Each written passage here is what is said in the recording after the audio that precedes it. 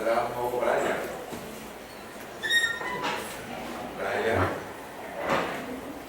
¿Y cuál es el motivo de la frase, Brian? O sea, el motivo de la frase es porque muchas veces no estudiamos lo suficiente o no sabemos todo. Entonces, si nosotros no sabemos alguna enfermedad, nunca vamos a diagnosticar esto, porque no lo sabemos, entonces no lo vamos a ver. Es verdad. Solo podemos ver lo que nosotros conocemos. Y si no lo conocemos, no lo vemos. Así tengamos los órganos de la visión, ¿verdad? Ya sea con el 100% de capacidad visual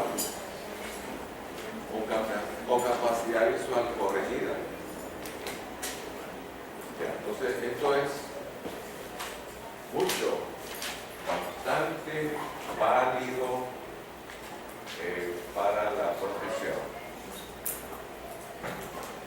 Ya, y entonces esa es otra razón, ¿verdad?, para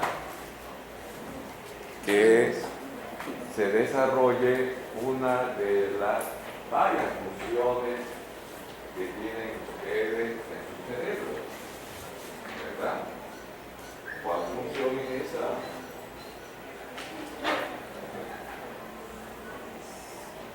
La memorización.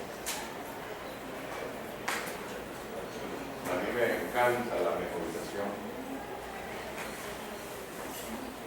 Y es porque si ustedes memorizan,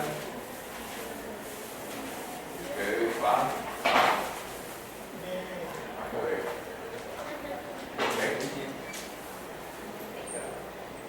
a ver, vamos a ver la siguiente diapositiva. Ok. Entonces, esto quiere decir que con Francisco ya vimos algo de respiración. Sí. Y pudimos ver todas las diapositivas de Francisco. ¿No las vimos? Bueno, después regresaremos. Sí, hubo un bloqueo ahí, ¿no? Ok. Ya, entonces vamos a ver esta diapositiva. Ubiquen ustedes esta gráfica. Ubiquen esta gráfica.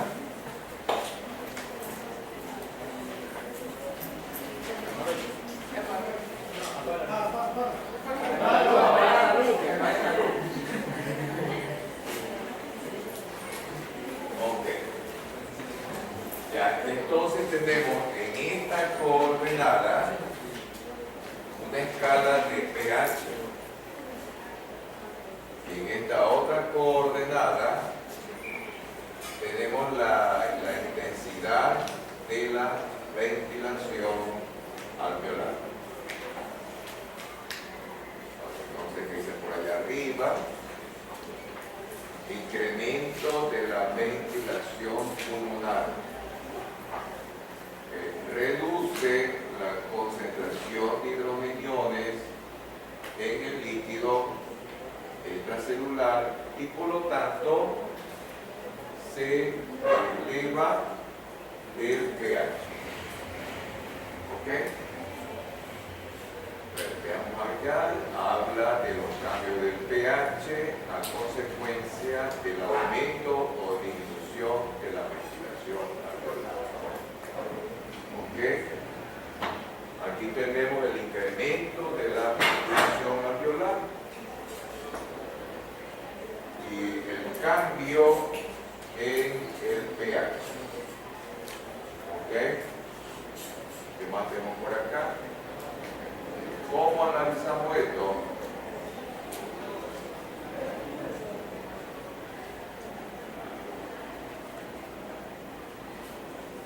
Aquí tenemos nosotros un incremento de la ventilación alveolar, ¿verdad? parece que en la gráfica anterior, 1 es lo normal. 1, de 1 hacia allá arriba es el incremento, ¿verdad? Aquí como que se ha duplicado, triplicado, cuadriplicado la ventilación alveolar. Podemos expresarlo de otra manera, ¿verdad? Recordando la frecuencia respiratoria. ¿Cuál es nuestra frecuencia respiratoria, chicos? ¿Ustedes están en sincronía, chicos? No están. Bueno, vamos a hacer ahora. Vamos a hacer el promedio, ¿no? Ok. Podemos considerar si el rango es de 18, no, de 16 a 20, el promedio sería 18. ¿Cuál es eso? Depende de la práctica. Y entonces tenemos el promedio, ¿verdad? 18 respiraciones por minuto. Eso significa que es una ventilación normal, ¿verdad? Ok. Pero, ¿qué pasa si nosotros aumentamos la frecuencia respiratoria? ¿Verdad? Exactamente, ¿no? Entonces, si aumentamos la frecuencia respiratoria, vamos a estar hiperventilando. ¿Correcto? Okay, más o menos así. Por eso es que hay que venir con una reglita, ¿no? Para trazar esta línea horizontal, ¿verdad? Y trazar por acá la perpendicular para dirigirnos más o menos, ¿verdad? Entonces, más frecuencia respiratoria, más ventilación. ¿Qué pasa en el organismo? Que si yo respiro más veces, ventilo más veces, se modifica la presencia del dióxido de carbono, ¿verdad? Me disminuye el dióxido de carbono, y si me disminuye el dióxido de carbono, también me disminuye esta molécula que es el ácido. Y si me disminuye este ácido, disminuye la concentración de hidrógeno. Y entonces por eso es que estamos analizando desde la izquierda hacia la derecha, ¿verdad? Esto es lo normal, ¿verdad? Lo normal. Pero si yo respiro más veces por minuto, voy a ventilar más, ¿verdad?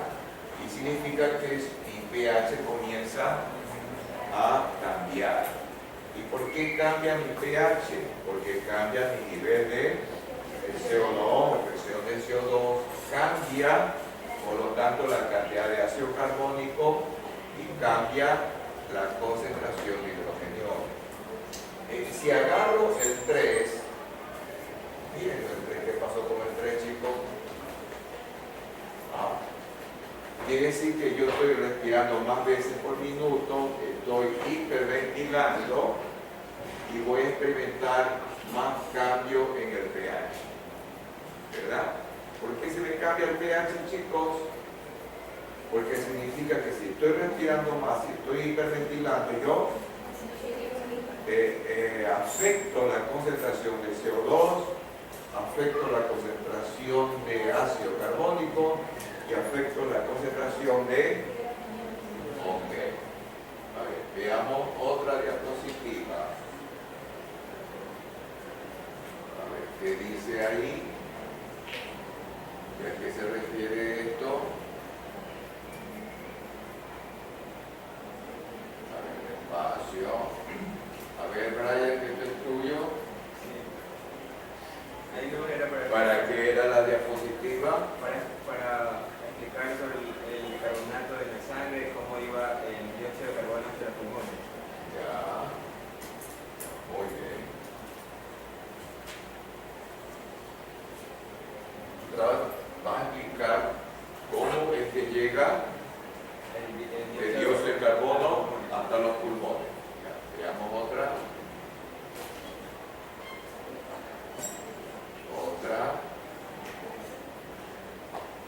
Ahí ya llegó. Ok. Ya. Entonces, son las células las que producen el dióxido de carbono, ¿verdad? ¿Okay? Los glóbulos rojos tienen una actividad metabólica diferente a las demás células, ¿verdad? Una de las razones que no tiene mitocondrias. Y entonces la actividad del glóbulo rojo depende de la glucólisis. El glóbulo rojo no tiene conversión del piruvato a acetilcoenzimado, no tiene ciclo del ácido cítrico, no tiene cadena respiratoria. ¿Por qué? Porque no hay mitocondrias.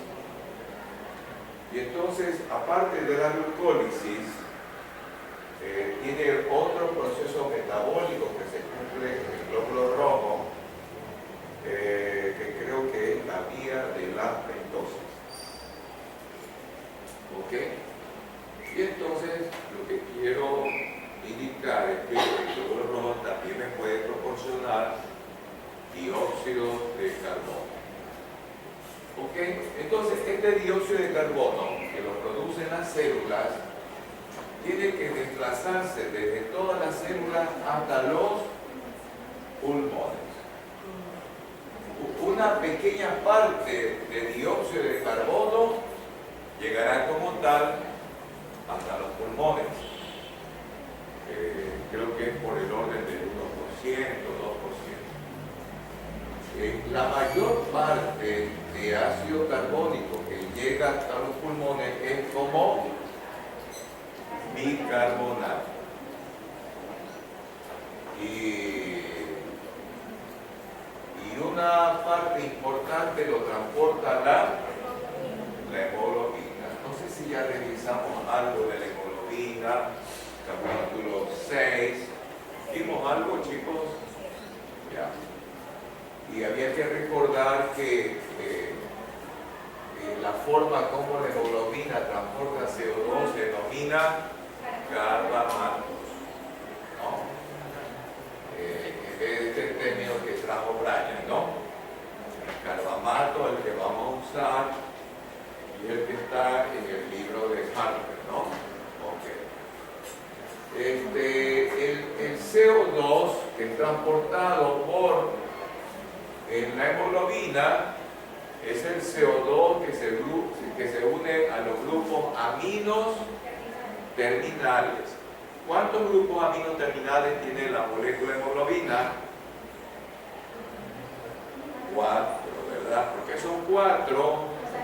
Porque tienen 4 cadenas polipeptídicas, ¿no? O 4 cadenas de aminoácidos, ¿verdad? Entonces, esos grupos aminos que están en los extremos, que están libres, son los que les permiten incorporar la molécula de CO2. Y la combinación del CO2 con esos grupos aminos terminales se llama carbamato. ¿Cuánto dióxido de carbono transporta la hemoglobina hasta los pulmones, chicos? Porcentualmente 15%, quiere decir que algo más del 80% sería transportado por el bicarbonato. ¿Ok? Ya, entonces la hemoglobina es importante porque transporta dióxido de carbono y es importante porque transporta, oxígeno, dióxido de carbono y también ¿qué es lo que lleva la hemoglobina? Y esto lo combina ¿con quién, chicos? Con el bicarbonato. Esto ocurre en los pulmones y se forma el ácido carbónico. La reacción en la que interviene la anhidrasa carbónica en los pulmones es a partir del ácido carbónico para formar dióxido de carbono y agua. Y entonces, cuando estamos respirando, estamos ventilando, vamos a eliminar el dióxido de carbono y y vamos a eliminar agua. Moléculas de agua que las vamos a eliminar de manera importante o significativa cuando estamos en un ambiente. ¿Cómo debe ser ese ambiente? Frío. En un ambiente frío nosotros eliminamos más moléculas de agua. ¿Ok? Ya. Veamos la siguiente diapositiva. ¿Y esto, Brian? ¿Cómo es, Brian, esto? La retroalimentación por el kilómetro. Habla de una retroalimentación, ¿no? Una retroalimentación es una forma de control, de regulación. Y entonces empezamos aquí, chicos. Si nosotros experimentamos un aumento de la concentración de protones, esto va a ser detectado. ¿Quién detecta el aumento de la concentración de protones, chicos? El bulbo raquídeo. Y entonces, la respuesta es una estimulación, ¿verdad?, de mayor frecuencia respiratoria y por lo tanto mayor ventilación. Y entonces, si se incrementa la ventilación, nosotros vamos a modificar los niveles de hidrogeniones. ¿Y cómo lo conseguimos?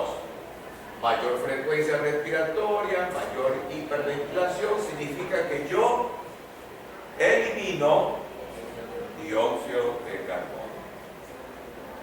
Si elimino dióxido de carbono, yo cambio este parámetro, ¿verdad? Presión de CO2, ¿quién me lo reporta? Un laboratorio me informa cuál es la presión de CO2 de mi paciente. Y entonces, si estoy hiperventilando, tengo menos CO2, tengo por lo tanto menos presión de CO2. Y si yo tengo menos CO2, significa que yo tengo menos ácido carbónico. Y si tengo menos ácido carbónico, esta concentración se modifica, disminuye, ¿verdad? Y entonces, ¿qué es lo que he desarrollado yo aquí? Una retroalimentación negativa, ¿no? Que va a ser detectada otra vez por el bulbo. El bulbo ahora va a detectar ¿qué cosa? Ya no un aumento de hidrogeniones, sino todo lo contrario, normal o una disminución de los hidrogeniones, y por lo tanto toda esa respuesta que había ocurrido al inicio se cambia, se modifica. Ya, veamos otra, chicos. Ya, y esto, Brian, ¿cómo es? Ahí le iba a explicar lo que está escrito ahí. O sea que me adelanté. Ya.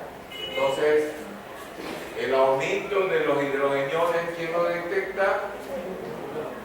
El aumento del CO2, ¿quién lo detecta? O sea que hay varios estímulos. Ahí voy a tener una tarea ustedes que tienen tiempo libre de buscar otro estímulo que ya no sea el aumento de los hidrogeniones y el aumento del CO2. Ya, entonces estos cambios son detectados por el bulbo raquídeo y el bulbo raquídeo da una orden. ¿Cuál es la orden, chicos? Que se incrementa la frecuencia respiratoria. Por aquí habíamos escrito y habíamos elegido que 18 respiraciones por minuto es lo normal, ¿verdad? Pero si yo experimento una elevación de la concentración de hidrogeniones o una elevación de la presión de CO2, esa frecuencia respiratoria normal no me sirve. Tengo que incrementarla para incrementar la ventilación, eliminar el dióxido de carbono, y si yo lo elimino, corrijo estadio inicial acá. ¿Ok? A ver, veamos por allá qué dice. Bueno, más o menos. Ya. Entonces, en el bulbo es que tenemos el núcleo cardiorrespiratorio Bryan, ¿no? Y ahí está el núcleo de la respiración. Veamos otra diapositiva. Ya, ¿y eso qué es? Es que ahí en el libro decía que el sistema amortiguador de la respiración actúa de una manera alternada, ya que es fisiológica. A ver. Ya, si actúan los amortiguadores químicos, ¿no? El más importante en el líquido extracelular es el bicarbonato, en el líquido intracelular fosfatos y proteínas, y esto es del glóbulo rojo, ¿no? Las proteínas de hemoglobina. Estos actúan en cuestión de segundos, ¿verdad? En cambio, el pulmonar en cuestión de minutos. ¿Cuántos minutos más o menos, Ryan? No me acuerdo. Como hasta de 12 minutos se requiere, ¿no? La participación de los pulmones. ¿Ok? Y en cambio los riñones se requiere horas y días. ¿Ok? Ya. Veamos otra.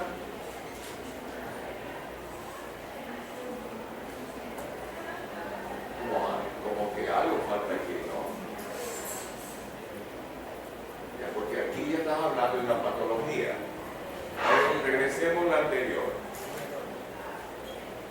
Regresemos a la anterior. Ya. ¿De cuánto puede ser la eficacia de los pulmones para controlar una alteración ácido básica? Yo creo que está por el orden de... Caramba, ya me agotaste, ya que se me fue Daniel,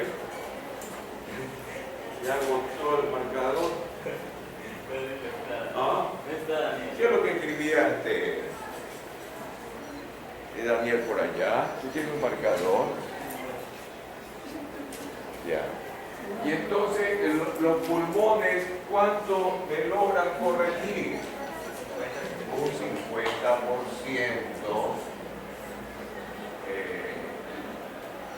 Y unos pulmones muy buenos, ¿verdad? Que no fumen, se puede llegar a corregir hasta el 75%, ¿verdad? ¿Ok? ¿Qué significa eso? Que si intervienen los pulmones, yo puedo llegar a corregir una décima y hasta 3 décimas del cambio del pH. Quiere decir que si por algún motivo mi pH normal se reduce a 7, participan los pulmones, yo puedo llegar a corregir hasta 7,1 en algunos casos, en otros casos 7,2 y máximo hasta 7,3. Quiere decir que yo logro corregir el 100%, ¿verdad? Por eso es que está esta cifra. Si yo bajé mi pH a 7, puedo lograr estos cambios nada más. 1 décima, 2 décimas, 3 décimas. Quiere decir que puedo conseguir cambiarse. Si estoy modificando la frecuencia respiratoria y la ventilación, por ir hasta 7,1. En otro caso, la respuesta será hasta 7,2. Y en otro caso, hasta 7,3. Dicho de otra manera, los pulmones son un tipo de amortiguadores, ¿verdad? ¿Pero qué tipo de amortiguadores? Son amortiguadores fisiológicos y que van a ser superiores en su participación a los amortiguadores químicos. ¿Cuántas veces superiores pueden ser? Una vez más Y en otro caso puede ser hasta 2 veces más. El efecto amortiguador de los pulmones, desde el punto de vista fisiológico, con respecto a los amortiguadores químicos. A ver, veamos otra, por favor. Ok. Y entonces aquí ya estamos hablando de un problema. Y este problema se caracteriza porque hay esta alteración, la acidosis respiratoria. ¿Qué pacientes nuestros pueden tener esta alteración ácido-básica? Puede ser este paciente, ¿verdad?, que probablemente tuvo el antecedente de fumar. De fumar es un placer, pero un placer que cuesta, ¿no? Cuestan los pulmones, ¿verdad? Enfisema quiere decir que parte del tejido pulmonar ya no está presente, está destruido. Y entonces, como está destruido, este paciente no puede eliminar, ¿qué cosa no puede eliminar, chicos? El dióxido de carbono. Y si no puede eliminar el dióxido de carbono este paciente va a tener alteraciones de sus parámetros ácido-bases. Uno de sus parámetros es el pH de la sangre. Ya no es normal, porque tiene una acidosis respiratoria. El pH de este paciente será inferior a 7.35. Y su presión de dióxido de carbono tampoco será normal, sino que va a estar elevada. Por decir algo, tendrá 50, 60, más de 60 milímetros de mercurio de dióxido de carbono. Y esto que está acá, ¿qué significa? Que si yo le mido el bicarbonato a estos pacientes, también va a estar elevado. ¿Y por qué estará también elevado el bicarbonato en estos pacientes, chicos? Y entonces vamos a recordar que estos pacientes tienen elevado el dióxido de carbono, ¿verdad? Y si tienen elevado el dióxido de carbono, quiere decir que tienen elevado el ácido carbónico. Y sabemos que un ácido débil quiere decir que se va a disociar parcialmente. ¿En qué se va a disociar parcialmente? El bicarbonato. Por eso es que si le medimos el bicarbonato a estos pacientes, va a estar por arriba de acuerdo a este dato del laboratorio, por arriba de 26 mil equivalentes.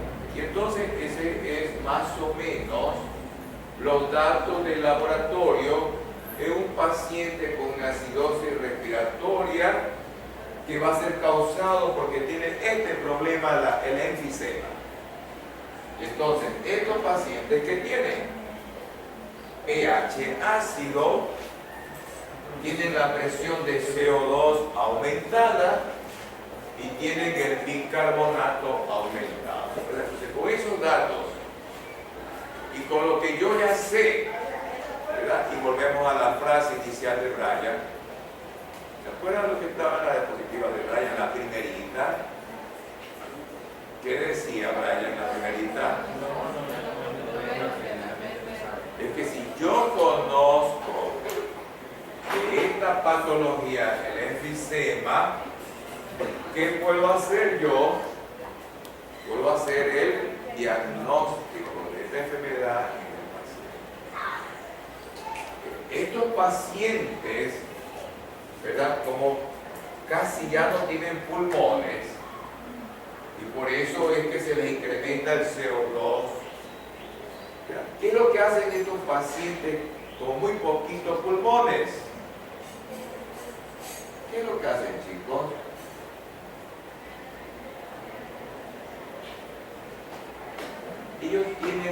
frecuencia respiratoria aumentada.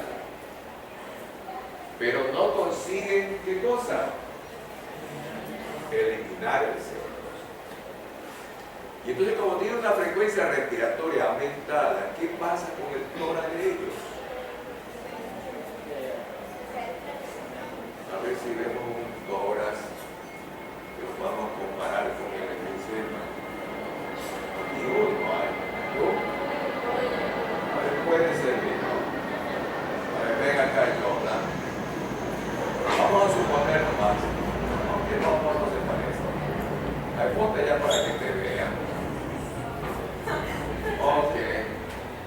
A ver, ese es tórax. A ver, está Johnny. A ver, sale Johnny. ¿Dónde está Roger? A ver, ponte a un lado. A ver, ven acá, Roger. Ya, entonces vamos a suponer, chicos. Vamos a suponer, ponte por el otro lado mejor, Roger. Al otro lado. Ya, entonces vamos a suponer que Roger y Johnny no tienen enfisema y que esa contextura es una contextura normal. Y vamos a imaginarnos que Jordan, ¿verdad? Que Jordan fue un fumador que desarrolló enfisema y por eso tiene ese tórax. ¿Qué le llama la atención de ese tórax, chicos? Es por la actividad. ¿No es que están respirando más para qué?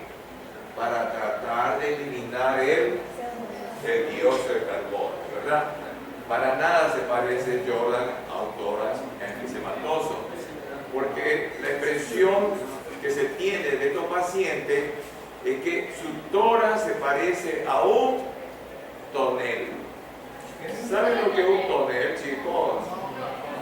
¿Ah? Un tonel, a ver, Francisco, ¿sabe? A ver, ya vayan a sentarse. A ver, ¿qué van a hacer? A ver.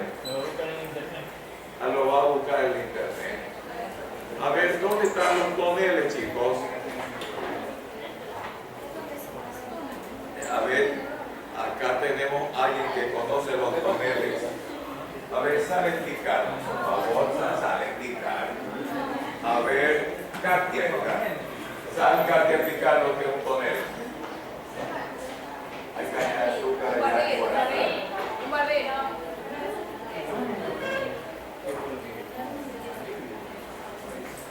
A ver, escuchemos la explicación de Katia sobre los toneles. Lo que yo tengo entendido del tonel es como un barril muy grande donde se almacena mucha cantidad de agua o de Vino. Eso, muy bien, ya, gracias. Ya, son recipientes grandes, enormes, donde se almacena el vino. O también se puede almacenar el ron también. Los licores. En mi época, a mí me tocó hacer la rural en la sierra. Me tocó hacer la rural en un lugar donde había caña de azúcar por todos lados. Y la caña de azúcar que había ahí no se usaba para obtener el azúcar. Se la usaba era para producir alcohol. Y entonces yo estaba en un hospital chiquito, de lo que recién había construido esa época del gobierno, era cuando recién se comenzaba a explotar el petróleo. Y entonces el pueblo estaba loco, no sabía qué hacer con tanta plata. Y entonces empezaron a construir hospitales chiquitos, ¿no? Y entonces, como a 2 cuadras, 3 cuadras, ya había una molienda de caña. O sea, ya se iba la caña y se saca el jugo de la caña, y entonces ahí no había toneles. ¿Qué es lo que había? Eran cajas. Entonces en la caja iban los jugos de la caña, ¿verdad? Y eran varias cajas. Entonces vamos a suponer la primera caja tenía un mes, la segunda caja tenía 2 meses y la tercera caja tenía, como decir, 4 meses. ¿Qué estaba pasando en esas cajas? El jugo de caña, la fermentación, que en nuestro cuerpo tiene el nombre de glucólisis, pero nosotros no producimos etanol. Aunque esta vez escuché y parece que hay ciertas personas, no sé qué les pasó en su cuestión mental, que producen algo de etanol, ¿no? Pero esto no es frecuente, esto es rarísimo. ¿Ya? Nosotros agarramos la glucosa, la convertimos en piruvato, y si hay oxígeno la convertimos en acetilcoenzima A, y si no hay oxígeno la convertimos en ácido láctico. Pero los vegetales no. Los vegetales convierten la glucosa en etanol. ¿Correcto? Ya, entonces lo que veía ya eran cañas por todos lados, al norte, al sur, a este, cañas por todos lados. Y también veía tanqueros. Los tanqueros que yo solamente veía acá en Guayaquil eran transportando. ¿Qué transportan los tanqueros acá, chicos? Y hay unos tanqueros para transportar ¿qué cosa, chicos? Combustible. Allá había tanqueros, chicos. ¿Qué transportaban los tanqueros? Alcohol.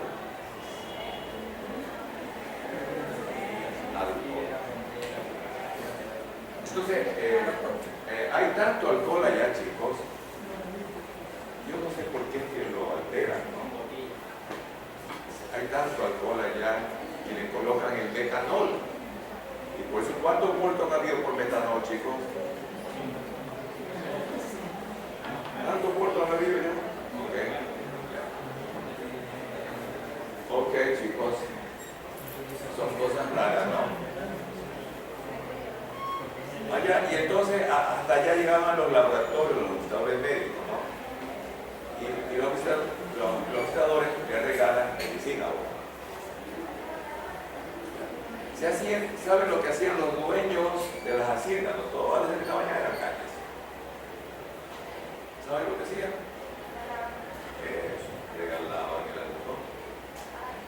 Teníamos bastante alcohol en el hospital.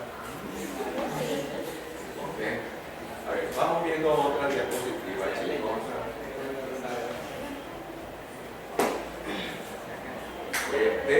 Yo creo que una de las cosas que recuerdo de la rural es porque nunca consumí tanto alcohol como la rural. Había las fiestas de la rural. ¿Saben a qué hora empezaba la fiesta de la rural? A las 4. Con el desayuno empezaba. Y entonces ya nos iban a buscar al hospital para la fiesta empezaba con el desayuno, ¿no? Bueno, a la fiesta que nos invitaban eran a los bautizos, porque los bebitos nacían en el hospital. Y entonces teníamos obstetriz, ¿no? Todito éramos rural, ¿no? De acá de Guayaquil iba la obstetriz, de acá, recién graduada. También teníamos también odontóloga recién graduada, ¿no? Era un hospital pequeño, entonces tenía que tener médico, obstetriz, odontóloga. Allá las enfermeras, sí, las enfermeras eran de la sierra, eran las enfermeras recién graduadas. Y entonces, como era la obstetriz la que atendía los partos, la obstetriz era la madrina. Y era la madrina de todito lo que nacía por ahí, ¿no? Y entonces, la obstetriz era la que nos llevaba a nosotros el pampo, ¿no? A ver las fiestas por el nacimiento, ¿ok? Ay, como era la sierra, se comía el cuy. ¿No te gusta el cuy? Y entonces comí cuy, nunca más volví a comer cuy. No sé que aquí en Guayaquil hay cuy, no, sino que hay pocos sitios que venden cuy, ¿verdad? Y entonces en la fiesta les servían diferentes tipos de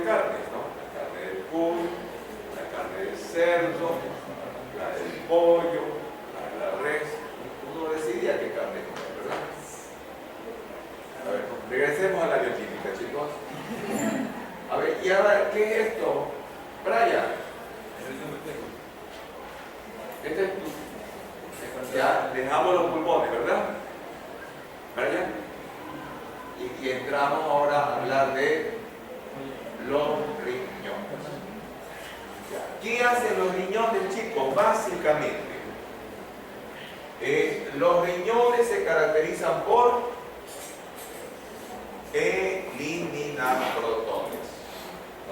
Esa es una función básica del riñón, de lo que tiene que ver al control o regulación ácido-básica. ¿Qué otra cosa hacen los riñones?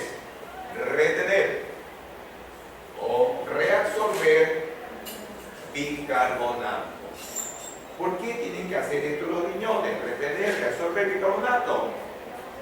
Porque nosotros constantemente producimos ácidos. Y entonces nuestro organismo, o el organismo de cada uno de nosotros, tiene que enfrentar a los ácidos todos los días. Y por eso es que los riñones tienen que retener bicarbonato para neutralizar los ácidos que consumimos con los alimentos nosotros y los ácidos que nosotros producimos. Y además, los riñones tienen esta otra función que significa producir. Significa que reabsorber bicarbonato no es suficiente. El riñón tiene que producir bicarbonato porque va a haber un excedente de ácidos, ¿verdad? Que hay que neutralizarlos. ¿Ok? Vamos con la otra, chicos. ¿Y esto cómo es, Brian? ¿Dónde está lo primero? Allá arriba. En lo verde. A ver. Ok. Entonces, ¿eso qué será? Refiriéndose al bicarbonato que va a llegar a los riñones. La secreción de hidrógeno y la reabsorción de bicarbonato. Ah, esta sería la célula. Ajá. La célula y esta es la luz tubular. ¿Correcto? Ya. Aquí te faltó una flechita, ¿no? Así, ¿no? Y acá una flechita para acá. ¿No la colocaste a propósito? No, es que iba explicando. No, es que faltaba coordinación. Entonces, esta es la célula epitelial, esta es la luz tubular, ¿ok? Y entonces con el líquido tubular llega el bicarbonato de sodio, ¿correcto? Se disocia el bicarbonato de sodio, tengo libre el bicarbonato y este sodio tiene que ingresar a la célula, ¿ok? Como que por acá le falta algo, ¿verdad? Esta es la otra diapositiva. En otra también. Y entonces, como aquí siempre debe haber un gradiente de concentración a favor del sodio, esto es utilizado por esta proteína transportadora y permite que los hidrogeniones de la célula se desplacen a la luz tubular y son incorporados al bicarbonato y este se transforma y se forma el agua y el dióxido de carbono que puede ingresar a la célula, hidratarse, formar el ácido carbónico. Esto es catalizado por la anilasa carbónica y se forma bicarbonato que deja la célula y ¿a dónde pasa? Líquido intersticial y a la sangre. ¿Cómo se llama ese proceso, chicos? Ese proceso se llama reabsorción del bicarbonato. Y los protones van a ser secretados.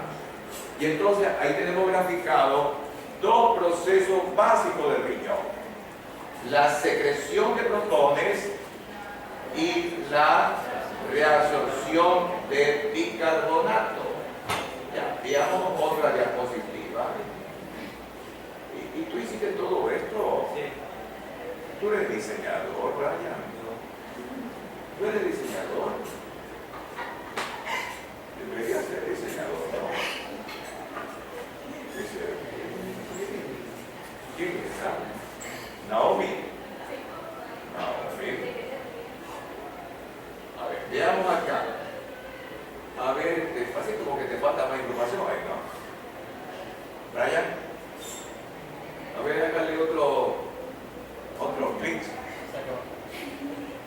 Y entonces, ¿para qué me sirve esto? Brian. ¿Ah? Para la producción de bicarbonato. Porque ahí sale que el dióxido de carbono es un gas que se corre directamente por la sangre. Ya. Entonces el bicarbonato, como vemos en la gráfica de A ver, ingresa el CO2, hidrata, ácido carbónico, bicarbonato que, no, pero ahí se explica que eso es otra cosa, no que ¿verdad? Ya, aquí está la explicación de esto. Ya, es la producción de bicarbonato. ¿Cuándo podemos hablar de producción? ¿Qué les pasa, muchachos, que están moviendo? ¿Ah? ¿A dónde se quieren ir, chicos? A ver. Ya, y entonces hablamos de producción de bicarbonato cuando vamos a analizar la participación de los fosfatos. ¿Tú explicas esto? Entonces ahí hablamos de producción de bicarbonato. Y cuando analicemos el sistema amortiguador, el otro sistema amortiguador renal, que es el sistema de amonio-amoníaco, ¿no? En esos casos concretos es que hablamos de producción. ¿Y tanto se demoran en comer, chicos, ustedes? Sí. Qué bueno, vaya a comer.